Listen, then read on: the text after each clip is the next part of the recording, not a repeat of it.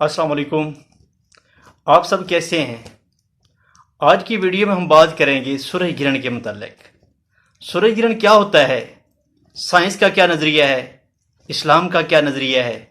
اور سورج گرہن کے وقت ہمیں کیا کرنا چاہیے، اس کے اثرات کون کون سے ہو سکتے ہیں۔ سب سے پہلے جو سائنٹیفک تھیوری ہے، سائنٹیفک نظریہ ہے، اس کا کنسیپٹ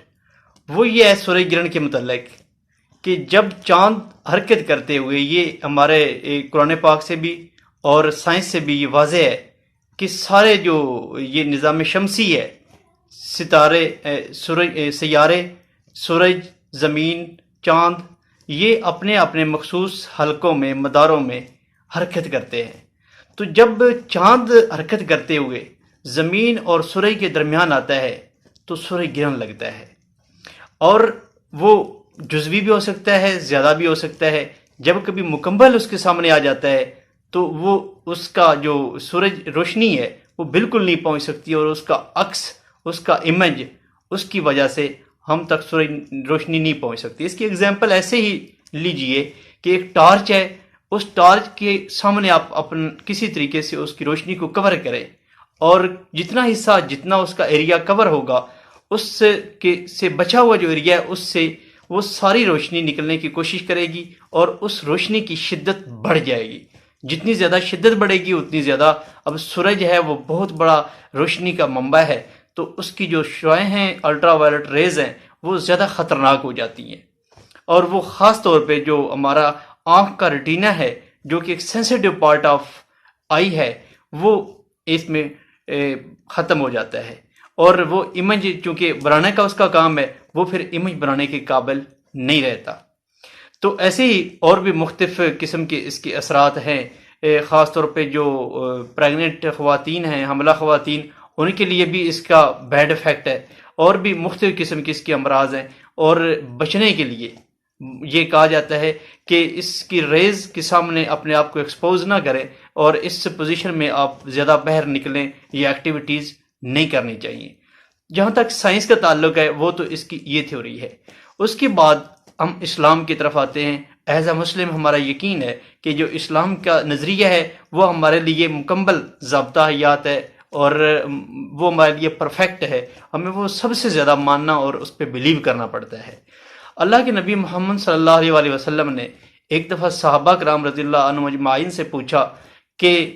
آپ کا اسلام سے پہلے زمانہ جہالت میں سورج گرہن یا چاند گرہن کے متعلق کیا نظریہ تھا؟ تو صحابہ کرام رضی اللہ عنہم اجمعین نے اس کے جواب میں جواب دیا کہ یا رسول اللہ، ہم یہ سوچا کرتے تھے کہ جب کبھی سورج گرہن یا چاند گرہن ہوتا ہے تو کوئی بہت بڑا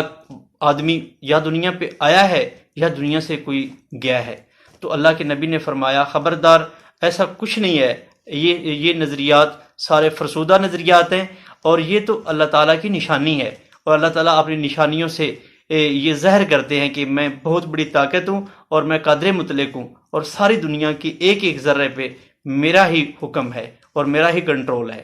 اور اسی طرح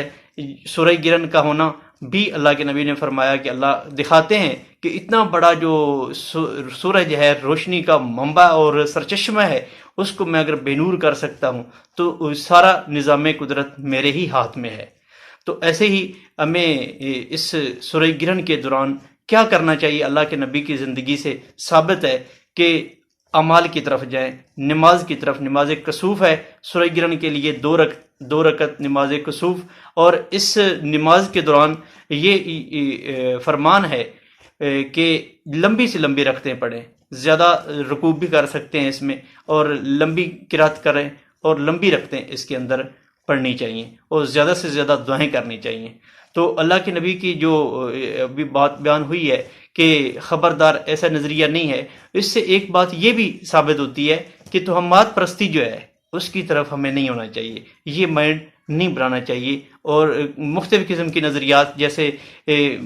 آپ سب نے سنا ہوگا مشہور ایک فرسودہ نظریہ ہے کہ خواتین جو حاملہ ہوتی ہیں ان کے پیٹ کے اندر جو بچہ ہے، آپ جو اس دوران ایکٹیویٹی کریں گے اس کے ساتھ بچہ پیدا ہو سکتا ہے۔ تو اس طرح کی جو نظریات ہیں وہ سارے جو کہ قرآن حدیث سے کسی لاجک کے ساتھ ثابت نہیں ہے، ہمیں ان پہ یقین نہیں کرنا چاہیے، اور جو اللہ کے نبی نے ہمیں اعمال بتائے ہیں ان کی طرف ہمیں لپکنا چاہیے، ان کی طرف ہمیں بڑھنا چاہیے، اور ہمیں اپنے گناہوں کی معافی مانگنا چاہیے، ڈرنا چاہیے، خوف الہی رکھنا چاہیے، اور جس طرح جتنا بھی ہو سکے اس کے متعلق ہمیں پازیٹیو سوچتے ہوئے دوسرے لوگوں کی بھی خیر خواہی کے لیے سوچنا چاہیے۔ اللہ ہمیں اپنی ساری آفات سے محفوظ فرمائے۔ والسلام۔